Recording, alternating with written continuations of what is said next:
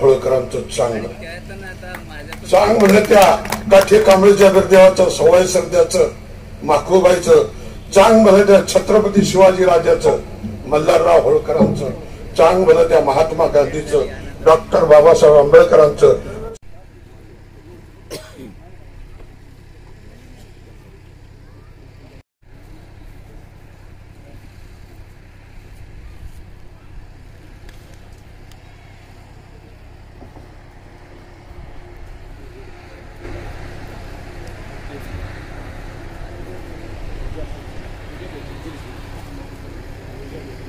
आकाशात् पतितं तोयम् यथा गच्छति सागरम् सर्वदेव नमस्कारः वीरेशं प्रतिगच्छति।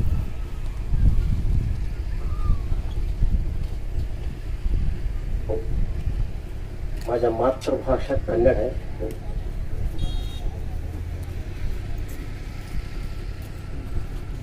मी थोडी थोडी मराठी शिकले।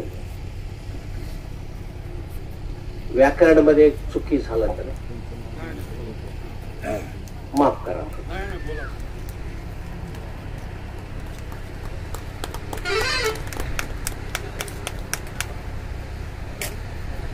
माझ्या कुठलेही भाषण किंवा उपन्यास असलं तर मी धनगरांची ग्रंथाला नमस्कार करून माझ्या वक्तव्य प्रारंभ होत।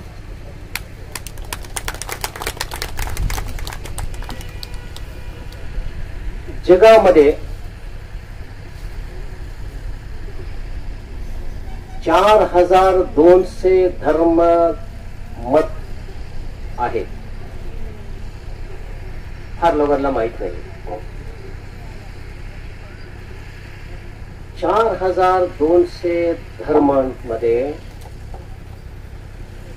90% धर्म रचलेली माणूस कोणतर असलं तर ते धनगर आहे। फार लोकांना हे विषय माहित नाही। का म्हणले आम्ही बाहेरच गेले नाही। एक कंपाऊंड मध्ये आम्ही सगळं धनगरचे बद्दल हम चर्चा केली आणि वाचन केले। आता प्रपंचामध्ये फार पूर्वी धर्मग्रंथ हे यहुदीचे आहे। आता आपल्याला उपलब्ध असलेले ग्रंथ यहुदी ते ख्रिस्तपूर्व 900 वर्षापूर्वी रचले गेलेले ग्रंथ आहे। ते जे ग्रंथकार मूसा तो धनगर होता।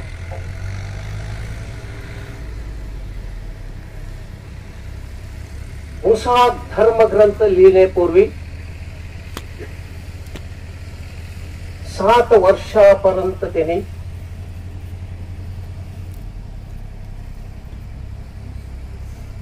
त्यांच्या बायकोची वडिलाची मेंढ्या चारत होता आणि नंतर येते पाळी येते ख्रिश्चन।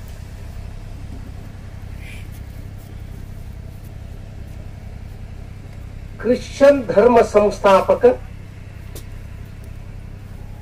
आजपर्यंत आपण येशू ख्रिस्त म्हणून ओळखले गेले। येशू ख्रिस्त एक धनगर होता हे तुम्हाला लक्षात घ्या।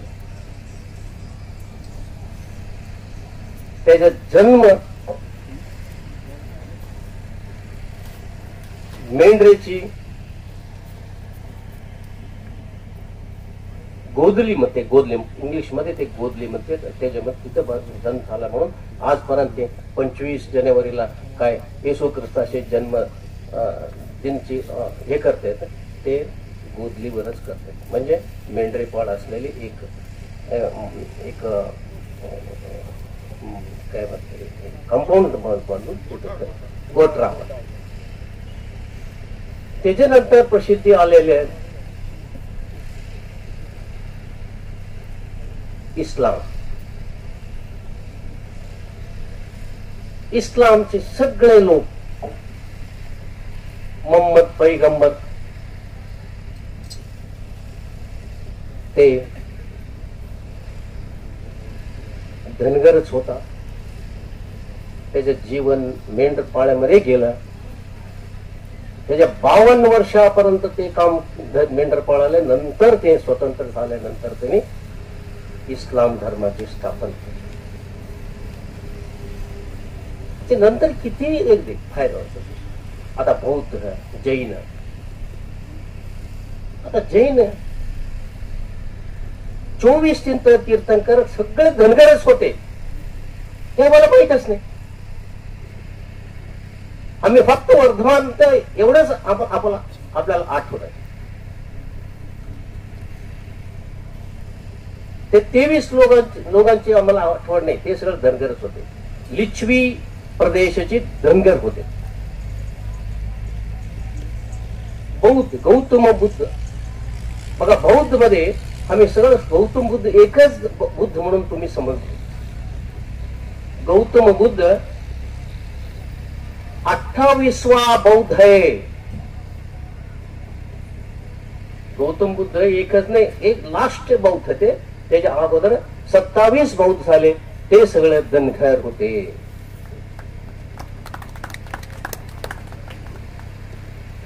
इतकी विशाल धर्माची हे धनगराचे प्रचार आहे.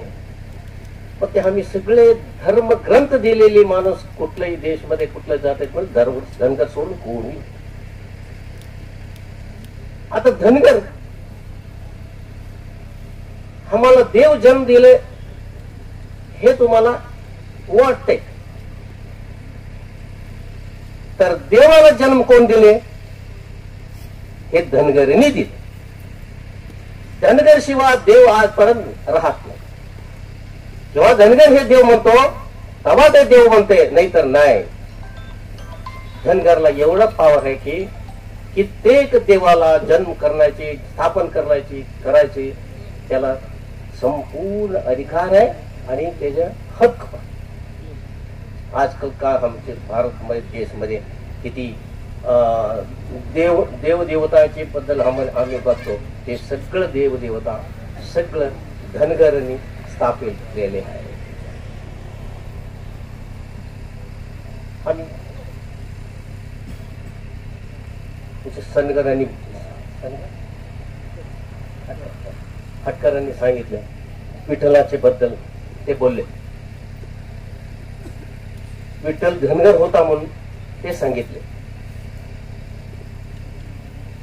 मला त्याला खुशी वाटली. महाराष्ट्रामध्ये असून एक विठ्ठल धनगर होता म्हणून ते बोललेले माणूस मी ऐकलो, मला फार संतोष झाला.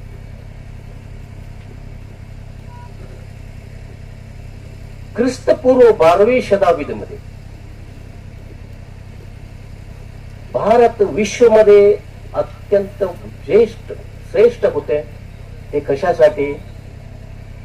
घोंगडी विणण्यासाठी. भरमदेव म्हणून देव बोलते, भरमदेव म्हणते. ते ब्रह्म नाही, ते संस्कृत मध्ये झालेले शब्द आहे. त्याच्या ओरिजिनल पाली भाषामध्ये भरम आहे. त्याच्या भरम जगामध्ये ऊलची कपडे एक्सपोर्ट करणारा पहिला राजा होता, हे आम्हाला माहित नाही. भरमची राज चंद्रगिरी. आता चंद्रगिरी कुठे आहे? काश्मीरची पूर्व, हिमाचल प्रदेशची उत्तर भागात जे सिंध नदी वाहते, त्याच्या उपनदी चंद्रभागा नदी, ते तिथं आहे, पंढरपूरचे नाही. चंद्रभागा नदीचे अलीकडे असलेले एक राज होता. ते राजा होते ते भरमचे पुत्र होते बिरोबा. आज सगळं तुम्हाला माहित आहे बिरोबा कोण आहे. जे बिरोबा आहे ना, बिरोबाची अंत्यकालच्या नंतर जे कुठं कुठं थांबले, कुठं कुठं ते जे वस्त केले, तिथं ते विठ्ठलचे स्थापन केले, बिरोबाचे स्थापन केले. त्यांच्या पहिले मंदिर आता ओरिसामध्ये असलेले बलभद्र, माहित असेल बलभद्र म्हणून, आज बलभद्र बोलते, ते बिरोबाचे मंदिर. नंतर आम्ही आले नंतर महाराष्ट्रात आता पंढरपूरला. जे पंढरपूरमध्ये पहिले स्थापन झालेली मूर्ती म्हणजे बिरोबाची. त्याच्यानंतर त्याने जैन धर्माने त्याची पूजा केले.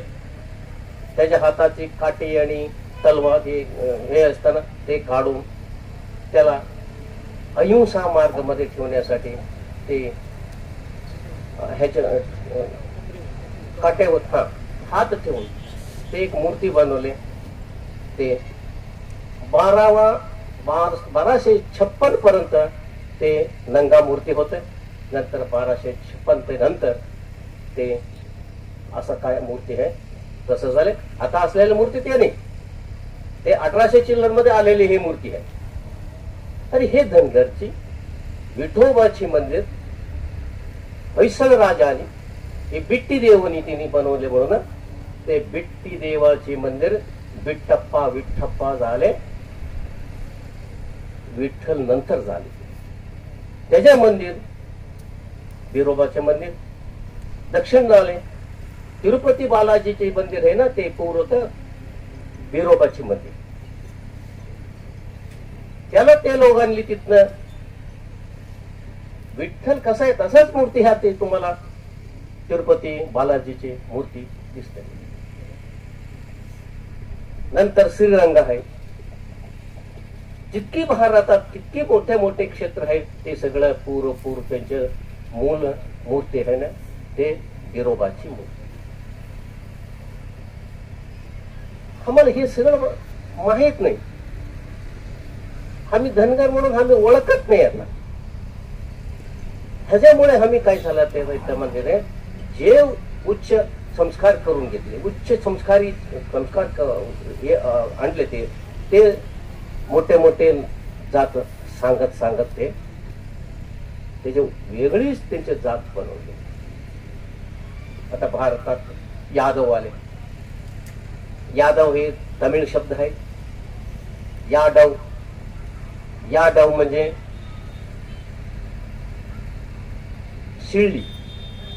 शिर्डीचा ते यादव म्हणजे ते उत्तरमध्ये यादव झाले.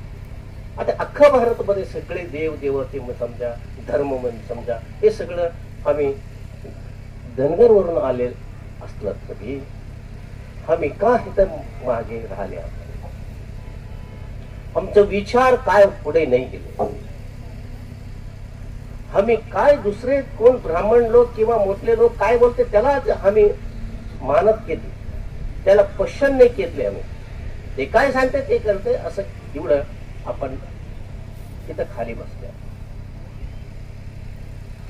जगामध्ये धनगर एवढं कोणतंही जात उच्च नाही म्हणून मी खडाखंडित मी सांगतो.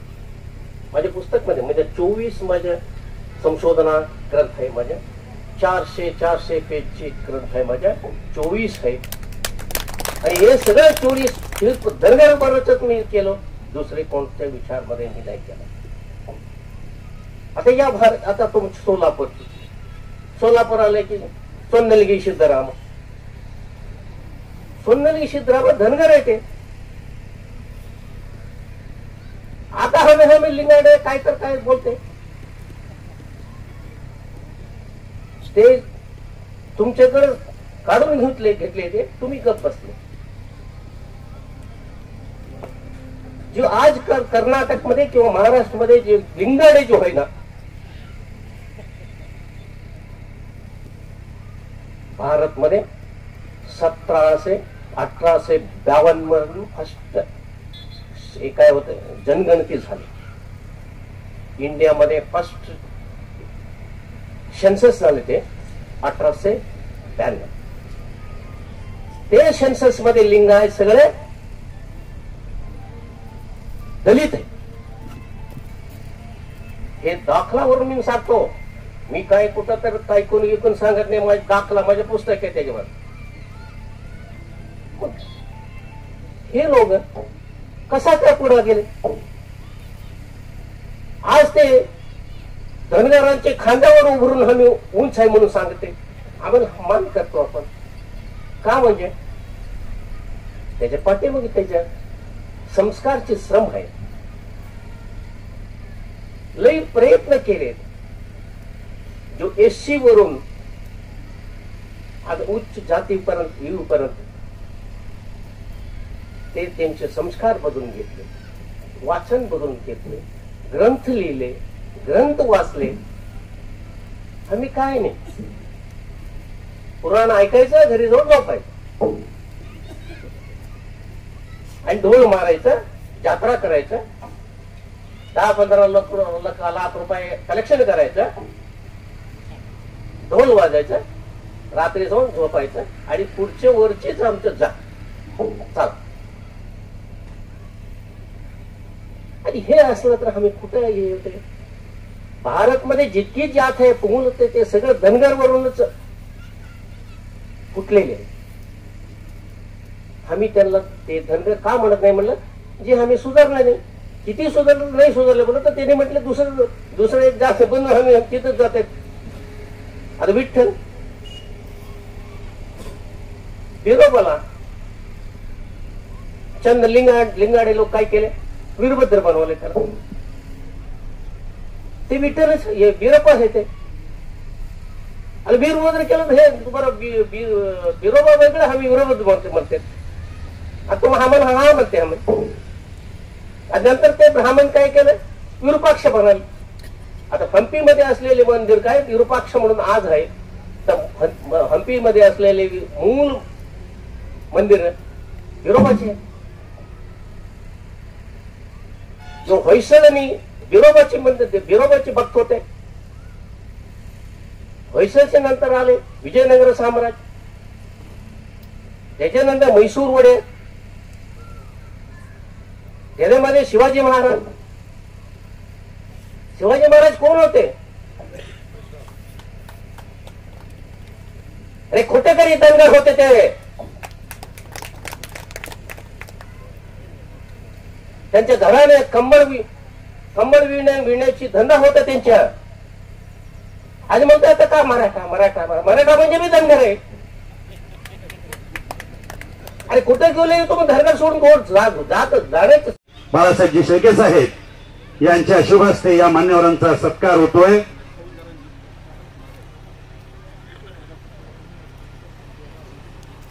आदरणीय बापूसाहेब हाटकर आणि त्यानंतर या परिसंवादाचे सन्माननीय अध्यक्ष, अभ्यासपूर्ण भाषण मनोगत ज्यांनी व्यक्त केलं ते आदरणीय चंद्रकांत बिजरगी साहेब गुरुजी यांचा सत्कार या ठिकाणी पाहुण्यांच्या हस्ते होत आहे. फक्त 5 मिनिटाचाच या ठिकाणी कार्यक्रम आहे. मध्यांतर होणार आहे. विश्रांतीनंतर पुन्हा परिसंवाद या ठिकाणी आयोजित केलं जाईल. मध्यांतर आहे. फक्त अर्ध्या तासाची वेळ. सर्वांची भोजनाची व्यवस्था केलेली आहे. पाठीमागील बाजूस आपण सर्वांनी भोजन घ्यायचं आहे. फक्त 5 मिनिटं आपण या मंडपामध्ये उपस्थित राहावं. ज्या मान्यवरांनी जवळजवळ 35 वर्ष अभ्यास करून या ठिकाणी अभ्यासपूर्ण ग्रंथ या ठिकाणी आपल्यासाठी उपलब्ध करून दिलं ते सन्माननीय चंद्रकांत बिजरगी गुरुजी आणि आजचे जे वक्ते होते बापूसाहेब हाटकर साहेब मुंबई यांचा सन्मान मान्यवरांच्या शुभ हस्ते या ठिकाणी होत आहे. आपण सर्वांनी मोठ्याने टाळ्या वाजवून त्यांना शुभेच्छा देऊया, त्यांचं अभिनंदन करूया.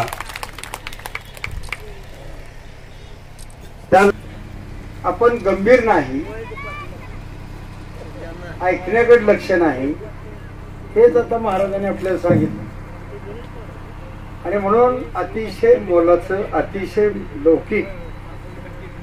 मी स्वतः महाराष्ट्रभर धनगर समाजाचं काम करतो, धनगर महासंघाचा अध्यक्ष होतो, अनेक लिखाण केलं. पण आपण किती पोकळ असतो आपल्याला बरीचशी माहिती नसते.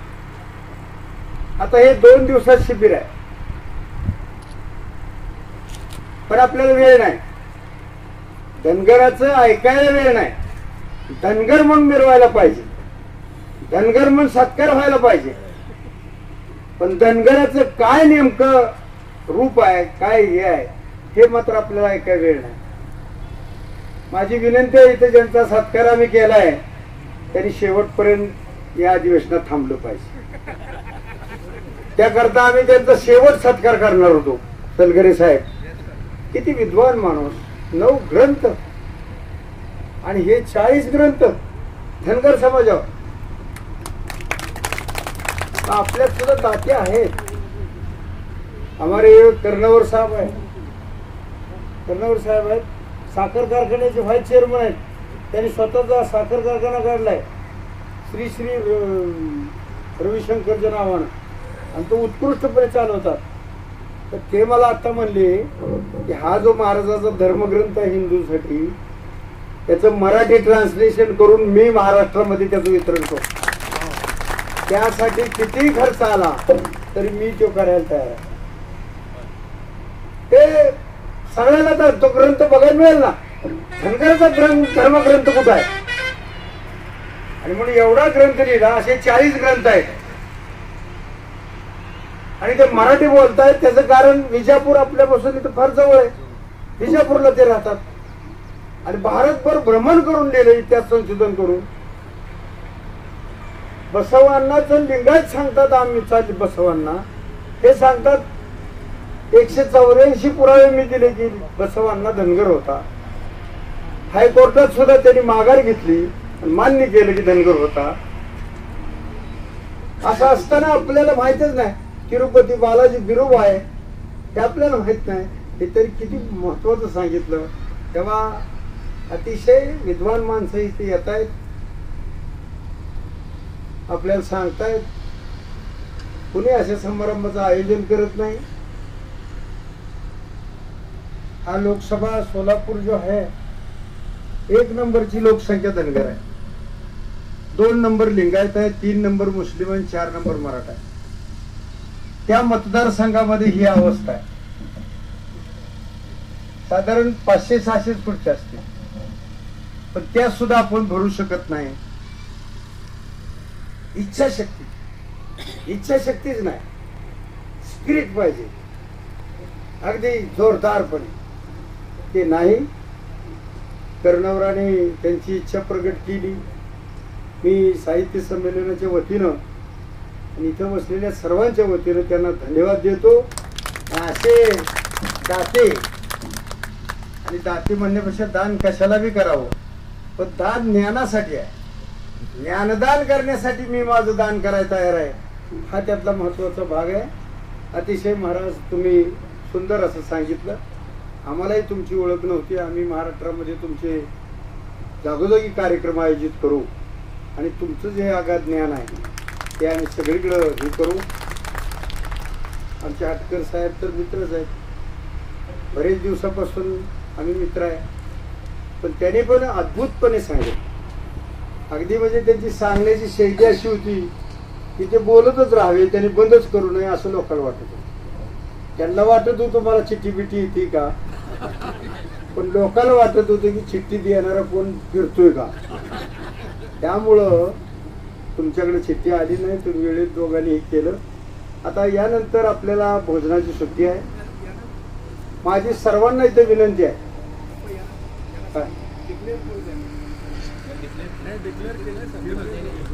काय डिक्लेअर केलं? मी डिक्लेअरच केले. आता आकडा सांगू का?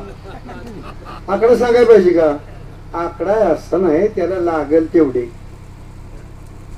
समजा मी म्हणलं 5 लाख 2 लाख आणि कमीच पडलं तर त्यापेक्षा त्याला प्रकाशन करून वितरण करण्यासाठी जेवढा खर्च आहे तेवढा मी करतो, मराठी भाषांतर करून, असं म्हणणं. आता ह्याच्यापेक्षा काही कोणाला कळलं नाही का? समजलं ना? तर आता समाज आहे, सगळ्याला विनंती आहे, आपण सगळे शहाणे आहोत. आजचाच दिवस आहे, उद्या इथं काही असणार नाही. तेव्हा संध्याकाळपर्यंत समारोपाचा समारंभ होईपर्यंत आपण सगळ्यांनी उपस्थित व्हावं अशी मी सर्वांना विनंती करतो. बाळासाहेब कर्णवर त्यांनी मोठी दानत दाखवून या सत्कारानंतर हा जो संमेलनाचा हा दुसरा दिवस आहे आणि दुसऱ्या दिवसातील दुसरे परिसंवाद या ठिकाणी संपलेला आहे.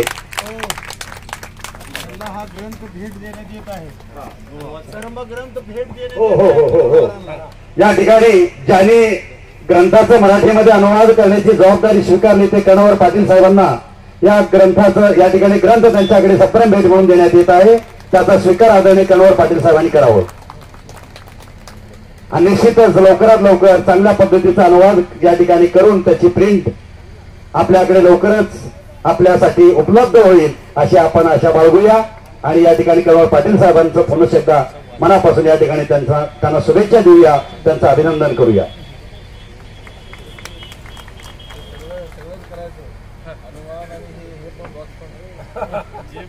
पुराण लावल त्याला देणार मी घरामध्ये त्याने आधी कळवायचं मला जाहीर करतो.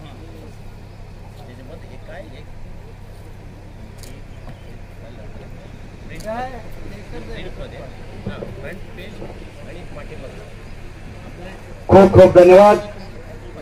संमेलनाचा आजचा हा दुसरा दिवस आणि दुसऱ्या दिवसातील दुसरे परिसंवाद या ठिकाणी संपलेला आहे.